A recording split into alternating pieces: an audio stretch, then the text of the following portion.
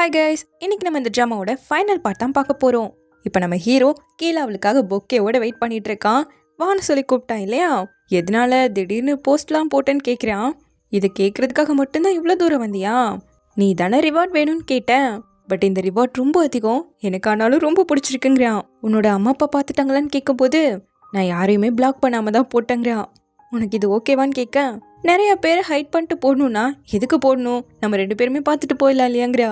உனக்கு ஞாபகம் இருக்கா, முதல் நீ என்னை தேடி வந்தப்போ உன்னோட பேரை சொன்னல, நீ எனக்கு கிடைச்ச மிகப்பெரிய கிஃப்ட், என் பக்கம் இருக்கிறதுக்கு ரொம்ப தேங்க்யூங்கிறா. அவன் அந்த பூவை கொடுத்துட்டு, நான் தான் தேங்க்ஸ் சொல்லணும், உன் பக்கம் என்ன வர விட்டதுக்காகன்னு சொல்லிட்டு அவளை அப்படியே கிஸ் பண்ணுறான். இந்த பக்கம் அம்மா ஹீரோனோட போஸ்ட்டை பார்த்து தெரியாம லைக்கை போட்டு விட்டாங்க. அரைக்க பறக்க அப்பாவை கூப்பிட்டு தான் லைக் எடுத்து விட்டுட்டு இருக்காங்க. ஒரு கிளிக்கு தானே, பொண்ணு பார்த்தா ரொம்ப சந்தோஷப்படுவேன்னு அப்பா சொல்ல, அவ சந்தோஷப்படலாம், நான் சந்தோஷப்பட மாட்டேன். எவ்வளோ எடுத்து சொன்னாலும் சுத்தமாக நான் சொல்றது கேட்கவே மாட்டேங்கிறா. சொல்லி எனக்கு வாய்தா வலிக்குதுன்னு டென்ஷன் ஆக, நீ அவ ஹர்ட் ஆயிடுவான்னு இவ்வளோ வருத்தப்படுற புரியுது. பட் லீவோ ரொம்ப நல்ல பையன், அவன் ஜினாவை ரொம்பவே லவ் பண்றான், நல்லா பார்த்துப்பான்னு சொல்ல, ஃபூ கூட அப்படிதான் வந்தான், ஆனா என்ன ஆச்சுன்னு சொல்லிட்டு இன்னும் டென்ஷன் ஆகுறாங்க. ஒரு டைம் தோத்து போயிட்டா திரும்ப ட்ரை பண்ணவே கூடாதுன்னு சொல்றியா? அப்புறம் அவளோட வாழ்க்கை என்ன ஆகுறதுன்னு கேட்க, சரி நீங்களே என்னமோ பண்ணிக்கோங்க, நான் இனி தலையிடவே மாட்டேன்னு இருக்காங்க. அப்படியே இந்த பக்கம் சுச்சியை காட்ட அவங்க அம்மா கல்யாணம் பண்ணிக்க சொல்லி டார்ச்சர் பண்ணிட்டு இருக்காங்க. எப்ப பேசினாலும் இதே பேச்ச பேசி ரொம்ப டென்ஷன் ஆகுறாங்களேன்னு சொல்லிட்டு இவ யாங் கிட்ட புலம்பி தள்ளனா அவர் மட்டும்தான் சொல்லிட்டு இருக்காரு. யாங், நான் சொல்றது கேட்டீங்களா? என்ன சொன்னு சொல்லுங்க பாக்கலாங்க. தெரியல அவருக்கு. ஒன்னும் பிரச்சனை இல்லை, கிளம்புங்க, 2 நாளைக்கு என் கண்ணு முன்னாடியே வந்துடாதீங்கன்னு சொல்லிட்டு துரத்து விட்டுட்டா. இப்ப வந்து படுத்தா தூக்கமே வரல. சரின்னு கால் பண்ணி பார்த்தா சுவிட்ச் ஆஃப் பண்ணி வச்சிருக்காரு. உன்னை என்ன பண்ற பாருன்ட்டு வெளியே கிளம்புனா அவர் அங்கேயே தான் உட்காந்துட்டு இருக்காரு. போன் ஸ்விட்ச் ஆஃபா இருந்தது. ஏதாச்சும் ஆகி போலீஸ் கால் பண்ணா கூட எடுக்க முடியாதுல்லங்க, அது பேட்டரி இல்லாம சுவிட்ச் ஆஃப் ஆயிடுச்சு. நீ உள்ள விட்டா தானே என்னால சார்ஜே போட முடியும்னு சொல்ல, சரி வாங்கன்னு கூப்பிட்டுட்டா. சந்தோஷம் தான், இருந்தாலும் மெயின்டைன் பண்றா. உங்க வீட்டுல உங்களை கல்யாணம் பண்ணிக்க சொல்லி ஃபோர்ஸ் பண்றாங்களா? அப்போ அவங்க கிட்ட என்ன பேசுவீங்கன்னு கேட்க, நான் கொட்டிட்டு வந்துடுவேன். ஃபோர்ஸ் பண்றது அவங்களோட வேலை, நான் என் வேலையை நான் பாட்டுக்கு பார்த்துப்பேங்கிறாரு. அப்போ உங்களுக்கு கல்யாணம் பண்றதுல விருப்பம் இல்லையா? இல்ல என்ன கல்யாணம் பண்ணிக்க விருப்பம் இல்லையான்னு கேட்க, அப்போ இதனால தான் உனக்கு கோபமா? சரி நான் கேட்குறேன், நீ என்ன கல்யாணம் பண்ணிக்க ரெடியா இருக்கேன்னு கேட்குறாரு. அண்ட் அவளோட கையை பிடிச்சி, ஸ்டார்டிங்ல இருந்தே உன்னோட கடைசி வரைக்கும் வாழணும்னு நான் முடிவு பண்ணிட்டேன். கல்யாணம் பண்ணிக்க நீ எப்போ தயாரா இருக்கன்னு சொல்லு, எந்த டைமா இருந்தாலும் சரி நான் எப்பவுமே தயாரா தான் இருப்பேன். ஒருவேளை உனக்கு டைம் தேவைப்படுதுனாலும் சொல்லு, அவசரமே இல்லை. கல்யாணம் பண்ணி வாழ்றதா இருந்தாலும் இப்படியே வாழ்றதா இருந்தாலும் என்னை பொறுத்த வரைக்கும் 2 ஒன்று தான். ரொம்ப டார்ச்சரா இருக்கவும் சாரி உங்க மேல கோவப்பட்டேன்னு இவன் மன்னிப்பு கேட்க, பேசுறவங்க பேசிக்கிட்டே தான் இருப்பாங்க, நாம அதெல்லாம் கண்டுக்காம நம்மளோட வாழ்க்கைய சந்தோஷமா சேர்ந்து வாழணும், அதுவே போதும்னு சொல்லிட்டு இருக்காரு. இங்க நம்ம ஹீரோயின் தூங்குனவன் எந்திரிச்சு பார்த்தா பக்கத்துல ஹீரோவை காணோம். வெளியே வரவன் தான் தெரியுது அவன் பாட்டுக்கு ஏதோ உட்காந்து வேலை செஞ்சுட்டு இருக்கான். பட் இவளை பார்த்ததும் டக்குன்னு ஒழிச்சு வச்சுட்டு வேலை விஷயமா தான் அப்படிங்கிற மாதிரி கொஞ்சம் மழுப்புறான். உன்னோட அம்மா கூப்பிட்டாங்களான்னு கேட்க, சுத்தம் அவங்க இது வரைக்கும் பேசவே இல்லை. நான் வேணா உன்னோட அப்பா அம்மா கிட்ட பேசி பார்க்கவா? அவங்க எப்படி என்கிட்ட பேசினாலும் சரி நான் எப்பவும் ஒரு ஷீல்டா உன் பக்கம் தான் இருப்பேன்னு சொல்ல, ஷீல்டா எப்படின்னு கேட்கவும், இது எல்லாமே என்னோட தப்பு தான், நான் தான் உன் பின்னாடி சுத்தி உன்னை லவ் பண்ண வச்சேன். ஸோ இனிமேல் உன்னை நல்லபடியா பார்த்துப்பேனும், என்னோட ஃபியூச்சர் பிளான்லாம் சொல்லி உன் மேல எந்த தப்பும் இல்லைன்னு சொல்லுவேன்னு சொல்லிக்கிட்டு இருக்கான். அப்படியெல்லாம் என்னை யாரும் ஃபோர்ஸ் பண்ணிட முடியாது, நானா தான் இன்னைக்கு அந்த போஸ்டை கூட போட்டேன்னு சொல்ல, அவன் அப்படியே அவளை ஹக் பண்ணிட்டு இருக்கான். அப்படியே இந்த பக்கம் ஹீரோனோட அப்பா அம்மாவை காட்ட, இந்த பாக்ஸ் என்னன்னே மறந்துட்டேன்னு சொல்லிட்டு ஓப்பன் பண்ணி பாக்குறாங்க. அதுல ஃபுல்லா ஹீரோனோட திங்ஸ் தான் இருக்கு, ஆல்பம் முதல் கொண்டு. ஸோ குட்டி வயசு போட்டோ எல்லாம் பார்த்துட்டு அப்புறம் அவளோட அம்மா இருக்க வீடியோஸ் எல்லாம் பார்க்கும்போது அவங்களுக்கு கண்ணெல்லாம் கலங்கிடுச்சு. அப்போ நம்ம ஹீரோ கிட்ட இருந்து ஒரு பார்சல் வருது. அப்படியே அவனோட ஆஃபீஸ்ல காட்ட, இப்போ யாங் வந்து ஒரு குட் நியூஸும் ஒரு பேட் நியூஸும் இருக்குன்னு சொல்றாரு. முதல்ல குட் நியூஸே சொல்லுங்கன்னு கேட்கும்போது, செகண்ட் ரவுண்ட்ல நம்ம செலக்ட் ஆகி ஃபைனல் ரவுண்டுக்கு போயிட்டோம், அங்க மொத்தமாவே 2 கம்பெனிஸ் தான் போட்டி போட இருக்காங்கன்னு சொல்ல, பேட் நியூஸ் என்னன்னு கேட்கும்போது, இவங்களோட போட்டி போட போற அந்த 2வது கம்பெனி கேஜூன், அந்த மிஸ்டர் ஈ 3வது பார்ட்னர் ஏமாத்திட்டு போய் சேர்ந்த கம்பெனி தான் அது. இங்க நம்ம ஹீரோயினை காட்ட, ஒரு ஜுவல்லரி கம்பெனி இவங்க ப்ரொபோசலை மறுபடியும் ரிஜெக்ட் பண்ணிட்டாங்க. இன்னும் என்னதான் பண்றதுன்னு கொலீக்ஸ் எல்லாருமே கொஞ்சம் கடுப்பா இருக்கும்போது நம்ம ஹீரோயின் தான் என்கரேஜ் பண்றா.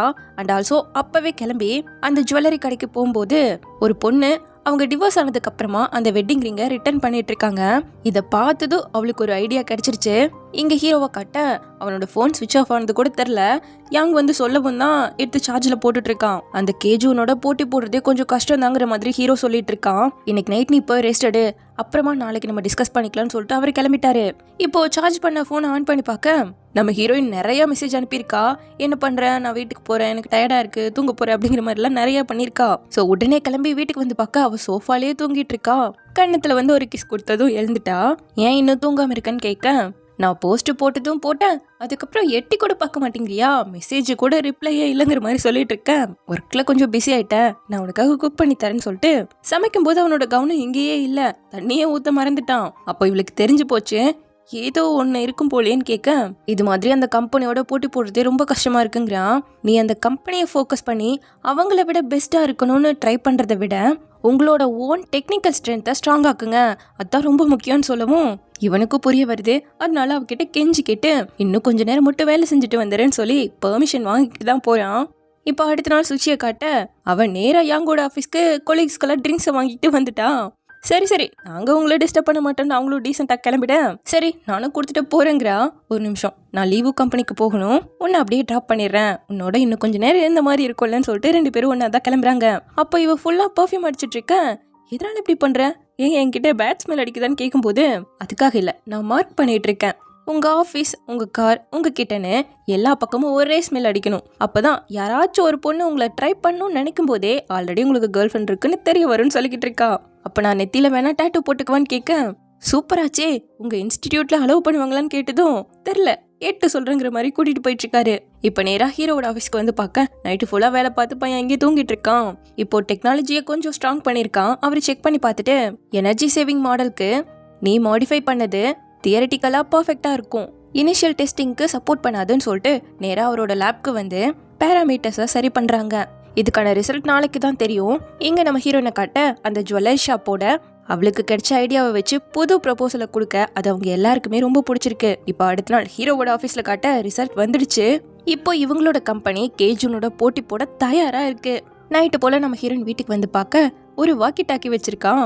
5 கிலோமீட்டருக்குள்ள நான் உன்னோட ஃபோன் கால் அட்டன் பண்ணலனாலோ ஃபோன் ஸ்விட்ச் ஆஃப் ஆயிருந்தாலோ இதை யூஸ் பண்ணு, எப்பவுமே ஆன்லைன்ல தான் இருப்பேன்னு சொல்லிட்டு எழுதி வச்சிருக்கான். ஸோ அதை யூஸ் பண்ணி 2 பேரும் கியூட்டா பேசிட்டு இருக்காங்க. இன்னைக்கு எப்படி வீட்டுக்கு வந்திருக்குன்னு கேட்கும்போது ஓரளவு அங்க நல்லா தான் போயிட்டு இருக்கு, அதனாலதான் வீட்டுக்கு வந்திருக்காங்கிறான். இதை எப்படி கொடுக்கணும்னு தோணுச்சுன்னு கேட்கும்போது, இப்பெல்லாம் நான் ரொம்ப பிஸியா இருக்கிறதால உன்னோட கால்ஸ் அட்டன் பண்ண முடியறது இல்ல, ஸோ இது மூலமா நம்ம மிஸ் பண்ணிக்கவே மாட்டோம், அதனாலதான் வாங்கினங்கிறான். இது அவளுக்கு ரொம்ப பிடிச்சிருக்கு. இவன் நேரம் அவளோட ரூம்குள்ள வந்துட்டு 10 மீட்டர் 5 மீட்டர்னு சொல்லி கிட்ட வந்துட்டு இருக்க, அவ டக்குன்னு ஹக் பண்ணிட்டு 0 மீட்டர்னு சொல்லிக்கிட்டு இருக்கா. அப்புறம் என்ன, 2 பேரும் ஒன்னாதான் படுத்திருக்காங்க. ஹீரோக்கு தூக்கமே வரல. நான் உனக்கு ஒன்று சொல்லி தரேன்னு சொல்லி மூச்சை நல்லா இழுத்து விடணும்னு இவ திரும்ப திரும்ப பண்ண சொல்லிக்கிட்டே இருக்க. இப்போ கொஞ்சம் பெட்டரா ஃபீல் பண்றான். இவ்வளோ சீக்கிரம் தூங்கிட்டியாடான்னு கேட்கும்போது, சரி பையன் தூங்கிட்டா போலன்னு சொல்லிட்டு லைட் ஆஃப் பண்ணா. இந்த மெத்தட் சூப்பரா தான் இருக்குன்னு சொல்லிட்டு ஹக் பண்ணிட்டு 2 பேரும் தூங்கிட்டு இருக்காங்க. இப்போ அப்படியே அடுத்த நாள் காட்ட அந்த கவர்மெண்ட் ப்ராஜெக்ட்கான ஃபைனல் ஸ்டேஜ் ஏலத்தில் இருக்காங்க. நம்ம ஹீரோ அவங்களோட கம்பெனி எவ்வளோ அட்வான்ஸ்டாக இருக்குது, இதில் என்னென்ன பெனிஃபிட்ஸ் எல்லாம் கிடைக்குங்கிற மாதிரி எல்லாத்தையும் எக்ஸ்பிளைன் பண்ணுறான். முடிச்சுட்டு வந்து உட்கார ஆப்போசிட் கம்பெனி சார்பா மிஸ்டர் ஈலாம் வந்திருக்காரு. ஸோ வேணும்னே ஹீரோவை கூப்பிட்டு, காரை எல்லாம் வித்துட்டு ரொம்ப கஷ்டப்படுறீங்களாமாவே, போகும்போது நானே உங்களை வீட்டு வரை ட்ராப் பண்ணுறேன், ரொம்ப கஷ்டப்படாதீங்க, பஸ்ஸில் போனால் ரொம்ப டிராஃபிக்காக இருக்குல்லங்கிற மாதிரி கலாச்சிட்டு இருக்காரு. பட் உள்ளே போனால் நிலமை அப்படியே தலைகீழ் ஆயிடுச்சு. ஏன்னா அந்த ஏலத்தில் வின் பண்ணுறது நம்ம ஹீரோவோட டீம் தான். அவங்க கம்பெனியோட டெக்னாலஜி தான் அவங்களை இம்ப்ரெஸ் பண்ணியிருக்கு. ஸோ அப்படியே ஷாக் ஆகி போய் உட்காந்துட்டு இருக்க மிஸ்டர் ஈ கிட்ட ஹீரோ வந்து, எங்களை நீங்கள் ட்ராப் பண்ணவே தேவையில்லை, எவ்வளோ லேட் ஆனாலும் நாங்களே போய்ப்போம், நீங்கள் கோர்ட்டுக்கு வர மட்டும் மறந்துடாதீங்க, அதில் கவனமாக இருங்கன்னு சொல்லிட்டு போயிட்டு இருக்கான். இவங்க இதில் வின் பண்ணுறதுக்கு ஒரு முக்கியமான காரணமே யாங் தான். அவரோட ஃபுல் சப்போர்ட்டை கொடுத்துக்கிட்டே இருந்ததால தானே அவங்களால அச்சீவ் பண்ண முடிஞ்சுது. இப்போ கட் பண்ணா ஹீரோவும் ஹீரோயினும் நேராக அவங்க அம்மா அப்பாவை தான் மீட் பண்ண வராங்க. ஹீரோக்கு நர்வஸாக இருக்கான்னு கேட்கும்போது, நீ நர்வஸாக இருக்கியான்னு திருப்பி கேட்குறான். சச்சா, எனக்கும் மேலே ஃபுல் கான்ஃபிடன்ஸ் இருக்குன்னு கூப்பிட்டு வரா. அவங்க அப்பா எல்லாம் 2 பேர்கிட்டையும் நார்மலா எப்பவும் போலதான் பேசுறாரு. ஆனா அம்மா தான் ஹீரோயின் கிட்ட சுத்தமா பேசவே இல்ல. கடைக்கு போனா கூட ஹீரோவை தான் கூட்டிட்டு போறாங்க. நான் இப்போ உன்னை கூப்பிட்டு வந்ததுக்கு காரணமே உன் கூட கொஞ்சம் பேசணுங்கிறதுக்காக தான். எங்க ஜினாக்கு என்னோட குணமும் அவரோட குணமும் சேர்ந்து இருக்கு. நான் அதிகமா கோவப்படுவேன், அவளும் அப்பப்போ அப்படி தான் பண்ணுவான். ஸோ அவளை ஹேண்டில் பண்ணணும். உங்கள் 2 பேருக்கு இடையில அந்த ஏஜ் கேப் எனக்கு ரொம்பவே பயமாக இருக்குது. அதனால தான் நான் இப்படி நடந்துக்கிட்டேன். எந்த ஒரு நிலைமையிலையும் அவளை சின்சியராக லவ் பண்ணி எப்பவும் அவளுக்கு சப்போர்ட் பண்ணுற பையனாக இருக்கணும்னு சொல்லிட்டு பொண்ணு திரும்பவும் வாழ்க்கையில் ஏமாந்துடக்கூடாதுங்கிற ஒரு அக்கறையில் தான் பேசிகிட்டு இருக்காங்க. ஹீரோக்கு கொஞ்சம் பயமாக தான் இருக்கு. இருந்தாலும் அம்மா, நீ அனுப்பின லெட்டரை படித்தேன். உன்னோட சின்சியாரிட்டி எனக்கு புரிஞ்சுது. ஸோ ஜினாக்கு தேவையான சந்தோஷத்தை உன்னால கொடுக்க முடியும்னு எனக்கு நம்பிக்கை இருக்கு. இருந்தாலும் என் பொண்ணுக்கு ஏதாவதுன்னா சும்மா விட மாட்டேன்னு சொல்ல. அப்படிலாம் ஆகாது, நான் அவளை ரொம்ப நல்லபடியா பார்த்துப்பேன்னு சொல்லிட்டு அவனோட எண்ணங்களை சொல்ல அவங்களுமே புரிஞ்சுக்கிறாங்க. சரி சரி, ரொம்ப நர்வஸ் ஆகாத, இந்த தொடச்சுக்கோ. வீக்கெண்ட்ல எப்பெல்லாம் ஃப்ரீயா இருக்கீங்களோ அப்பெல்லாம் வந்து எல்லாரும் ஒன்னா சாப்பிட்டு போகணும்னு சொல்லிட்டு இருக்காங்க. எங்க வீட்டுல நம்ம ஹீரோயினும் திடீர் மாற்றம் அம்மா கிட்ட எப்படி வந்தது, என்னால இதை கொஞ்சம் கூட நம்பவே முடியலன்னு கேட்கும்போது, லீவோ எழுதின லெட்டரை படிச்சோம், கண்டிப்பா அதுல தான் இப்படி மனசு மாறி இருப்பான்னு நினைக்கிறேன் அப்பா சொல்ல. இவளுக்கு அந்த விஷயமே தெரியல. அது எங்க இருக்குன்னு ஓடி போய் எடுத்து படிக்கிறா. அவனோட சர்டிபிகேட், அவனோட பேங்க் அக்கௌண்ட்னு சொல்லிட்டு இப்போ அவன் ஒரு கம்பெனியை ரன் பண்றான் இல்லையா, அது போல எல்லா ப்ரூஃபையும் வச்சு கொடுத்து அதுக்குள்ள ஒரு லெட்டரையும் எழுதியிருக்கான். முதல்ல இந்த மாதிரி உங்ககிட்ட பேசுறதுக்கு தயவு செஞ்சு என்னை மன்னிச்சிடுங்க. ஏன்னா அம்மா, என்ன மாதிரி ஒருத்தனை கண்டிப்பா ஏத்துக்க மாட்டாங்கன்னு எனக்கே தெரியும். என்னால வார்த்தைகளால சரியா பேசிட முடியாது. அதனாலதான் என்னோட மொத்த எண்ணத்தையும் இந்த லெட்டர்ல எழுதுறேன். எனக்கு 5 வயசா இருக்கும்போது என்னோட அப்பா அம்மா இறந்து போயிட்டாங்க. அதுக்கப்புறம் தாத்தாவும் என்னை விட்டு போயிட்டாரு. இப்படிதான் என் வாழ்க்கை முடிஞ்சு போயிடுமோன்னு நினைக்கும் போது நீங்க என்னோட வாழ்க்கைக்குள்ள வந்தீங்க. இதை வார்த்தைகளால சொல்லிட முடியாது. ரொம்ப தேங்க்யூ. ஆக்சிடென்டெல்லாம் மீட் பண்ணியிருந்தாலும் ஜீனா தான் எனக்கு ஒரு புது வாழ்க்கையை கொடுத்தா. ரொம்ப அழகானவ, திறமையானவ, பண்பானவ. இந்த ஊருக்கு வந்ததுக்கு அப்புறமா ரொம்ப அக்கறையோட என்னை பாதுகாப்பாவோ வழி நடத்தினா. என்னோட இருளுக்கு வெளிச்சத்தை கொடுத்தான்னு சொல்லி அன்னைக்கு நைட் இவளுக்கு தெரியாம இந்த லெட்டர் தான் எழுதிட்டு இருந்திருப்பான். அப்புறம் காலேஜ் டைம்ல பிரிஞ்சு போனதுக்கு அப்புறமா அவளோட இருந்த ஒவ்வொரு மொமெண்ட்ஸையும் நினைச்சு பார்க்கும்போது தான் முடிவு பண்ண, எனக்கு வெளிச்சத்தை கொடுத்தவளை ப்ரொடெக்ட் பண்ணணும்னு. ஸோ என்னோட சின்சியாரிட்டியை காட்ட ஆசைப்பட்டேன்.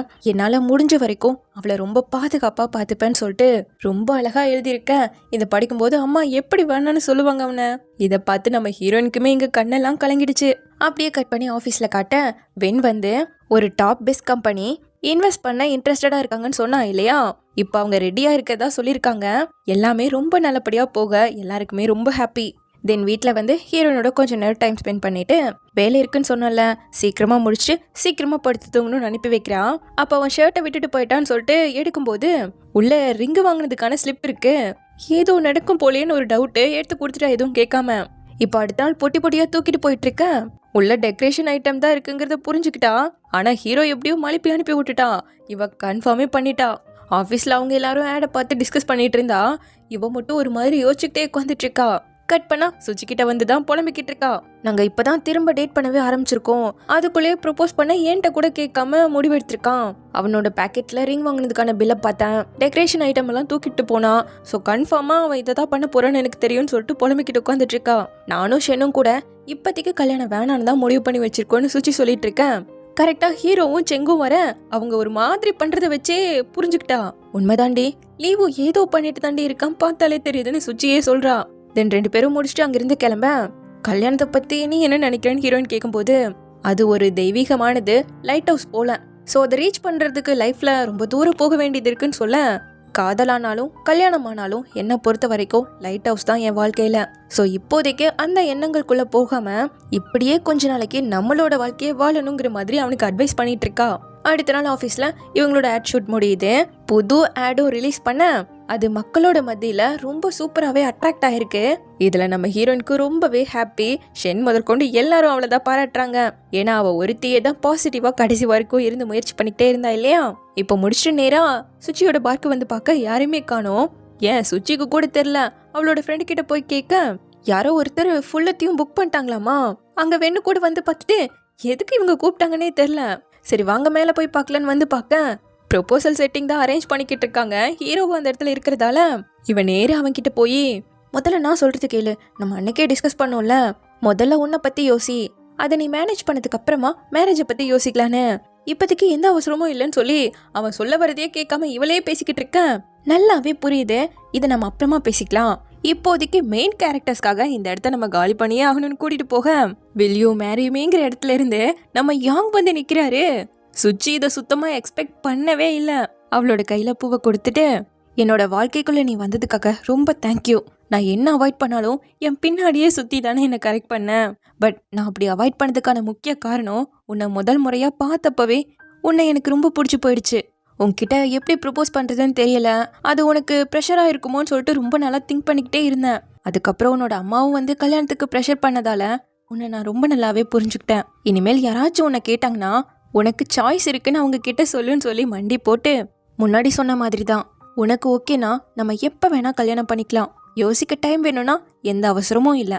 காதல் கல்யாணத்துல தான் முடியணும்னு அவசியம் இல்லையே.